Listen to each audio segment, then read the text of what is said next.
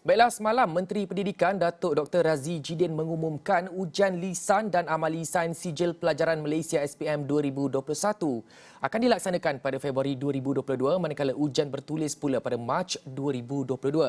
Jelasnya perkara berkenaan diputuskan selepas pertimbangan keadaan dan cabaran semasa sepanjang tahun ini dan katanya juga semalam pengalaman SPM 2020 membolehkan SPM 2021 dilanjutkan ke tahun 2022. Dan jam ini kita nak memahami dilema sebenar golongan ini, bagaimana dan apa inisiatif yang diperlukan bagi membolehkan mereka catch up dengan setiap bab dalam setiap mata pelajaran dan seterusnya membolehkan mereka memperoleh keputusan yang cemerlang dalam SPM tahun hadapan.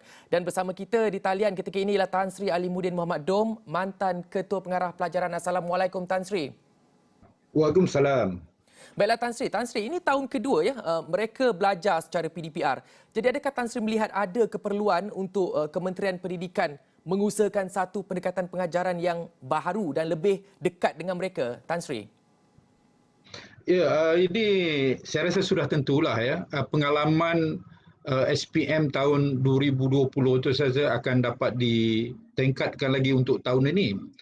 Jadi sebagaimana yang diumumkan oleh Yang Berhormat Menteri Pendidikan kemarin nampaknya kita sangat tertunggu-tunggulah dengan keterangan yang diberikan oleh Yang Berhormat Menteri di mana guru-guru, ibu bapa dan juga pelajar-pelajar telah mendapat satu maklumat yang tepatlah untuk mereka membuat persediaan untuk SPM yang akan datang.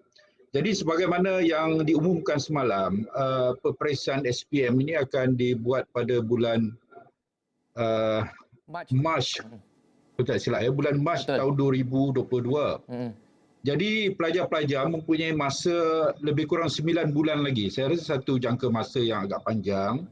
Jadi sudah tentulah pendekatan baru yang diperkenalkan oleh kementerian ini terutamanya melalui pembelajaran dari rumah ni telah dapat dikuasai oleh pelajar-pelajar. Jadi saya rasa pelajar-pelajar telah pun bersedia dengan keadaan baru ni bagi mereka menghadapi peperiksaan nanti. Tambahan pula ada sokongan lain seperti TV pendidikan, Didik TV dan juga sumbangan yang besar untuk peranti komputer yang akan diberikan oleh kementerian nanti yang diberitahu pada bulan September nanti semua pelajar-pelajar akan dapat peranti ini. Saya rasa kaedah yang dilaksanakan oleh Kementerian Pendidikan itu akan dapat digunakan oleh pelajar-pelajar khususnya calon-calon SPM untuk menghadapi peperiksaan nanti. Baik Tan Sri, apabila kita bercakap mengenai soal penilaian, mengenai penggradan, adakah Tan Sri melihat wujud keperluan mungkin untuk merendahkan penggradan sedia ada, namun kalau itu dilakukan, adakah kita akan mampu menghasilkan pelajar yang lebih mantap dalam aspek akademiknya, Tan Sri? Bagaimana Tan Sri melihat perkara ini? Saya rasa untuk merendahkan itu tak perlu Pihak lembaga peperiksaan mereka mempunyai kaedah tertentu untuk menentukan penggradan pelajar-pelajar. Jadi sebenarnya pelajar-pelajar kita ni mempunyai kemudahan-kemudahan yang boleh dikatakan mencukupi Misalnya mempunyai buku teks, nota-nota pengajaran melalui TV tadi, melalui pengajaran guru-guru walaupun tidak bersemuka mereka menggunakan peranti komputer masing-masing tetapi apa yang mereka dapat tu hampir menyamai apa yang dilaksanakan pada tahun-tahun sebelumnya melalui pembelajaran di dalam bilik darjah bersemuka dengan guru-guru. Jadi pada pandangan saya pelajar-pelajar kita telah pun bersedia. Jadi sama ada penggradan itu terpulang kepada lembaga peperiksaan lah. Tapi dari segi saya rasa persediaan pelajar-pelajar untuk menjawab soalan-soalan itu saya rasa tidak ada masalah yang besar. Mereka telah membuat persediaan yang rapi saya rasa sebelum menghadapi peperiksaan nanti.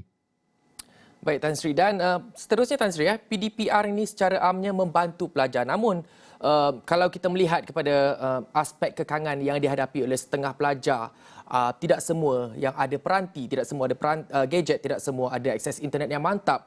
Jadi bagaimana Tan Sri melihat keperluan untuk pelajar SPM 2021 ini kembali secara bersemuka untuk memudahkan guru melakukan penilaian prestasi tapi berdasarkan SOP yang digariskan oleh KKM. Tan Sri, bagaimana Tan Sri melihat keperluan ini, Tan Sri?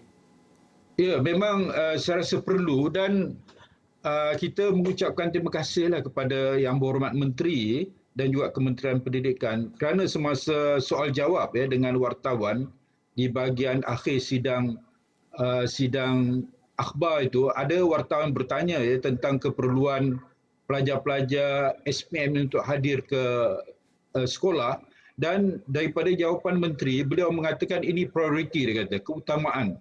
Jadi sekiranya keadaan mengizinkan nanti untuk pelajar-pelajar kembali ke sekolah, apa yang saya fahamkan daripada yang disampaikan oleh Yang Berhormat Menteri itu, beliau akan memberikan keutamaan kepada pelajar-pelajar SPM yang akan mengambil peperiksaan ini. Dan ini saya rasa satu perkara yang sangat baiklah dan berita yang baik kepada calon-calon SPM nanti. Baik, Tan Sri, tadi kita memfokuskan kepada pelajar secara khususnya yang akan menduduki SPM pada tahun ini tapi akan ambil SPM pada Mac tahun hadapan. Kita memfokuskan kepada mereka, keperluan dan fasiliti mereka. Jadi kita melihat pula kepada aspek psikologi guru-guru pula, Tan Sri. Ada guru yang bukan saja memfokuskan kepada pelajar tingkatan 5, Tan Sri, sebab ada yang mengajar tingkatan 4, tingkatan 3 dan sebagainya. Jadi adakah mungkin kali ini satu keperluan untuk mengkhususkan mereka ini, macam contohnya guru yang mengajar tingkatan 5, mengajar tingkatan 5 saja. Tidak perlu mengajar tingkatan yang lain sebab mereka perlu fokus dan memastikan pelajar-pelajar SPM ini dapat catch up dengan setiap subjek dan memperoleh keputusan cemerlang. Bagaimana Tan Sri melihat perkara ini, Tan Sri? Keperluan ini? Ya, saya rasa perlu juga, tapi ini bergantung kepada sekolah masing-masing. Kita dapati ada sekolah-sekolah yang bilangan guru itu agak terhad, cukup-cukup saja. Maknanya pelajar-pelajar yang lain juga perlu diajar. Walau bagaimanapun, ada setengah sekolah itu mempunyai guru yang mencukupi. Mereka telah membahagikan guru-guru tadi untuk memberi tumpuan kepada pelajar-pelajar yang akan mengambil SPM. Jadi saya rasa perancangan yang dibuat oleh sekolah ini sebenarnya akan dapat membantu pelajar-pelajar. Mungkin dengan lebih ramai guru-guru yang boleh mengadakan pembelajaran melalui rumah ini akan memberi peluang yang lebih baik kepada pelajar-pelajar kita. Mungkin bilangan pelajar itu boleh dikurangkan lagi. Mungkin dalam satu kelas itu ada 40 orang pelajar. Jadi bagi sekolah yang mempunyai guru yang mencukupi, mungkin boleh membahagikan 20 orang pelajar untuk seorang guru. Jadi ini memberi peluang yang lebih baik kerana kita tahu pembelajaran menggunakan peranti ini kalau bilangannya lebih kecil akan lebih berkesan jika dibandingkan dengan bilangan yang besar.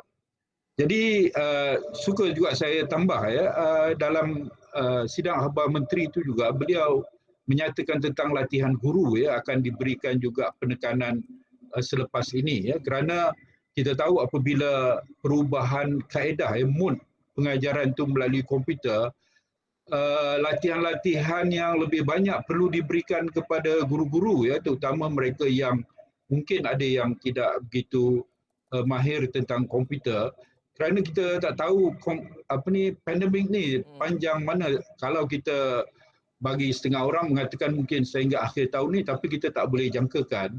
Tapi kalau kita beri latihan kepada guru-guru kita, semua guru-guru kita, insyaAllah mereka akan dapat menggunakan kaedah ini dengan lebih baik kepada anak-anak kita nanti. Okey, baiklah, itu dia tadi perkongsian bersama dengan Tan Sri Alimuddin Muhammad Dom, mantan Ketua Pengarah Pelajaran. Terima kasih Tan Sri atas kesudian bersama dengan Astro Awani jam ini. Terima kasih sekali lagi Tan Sri.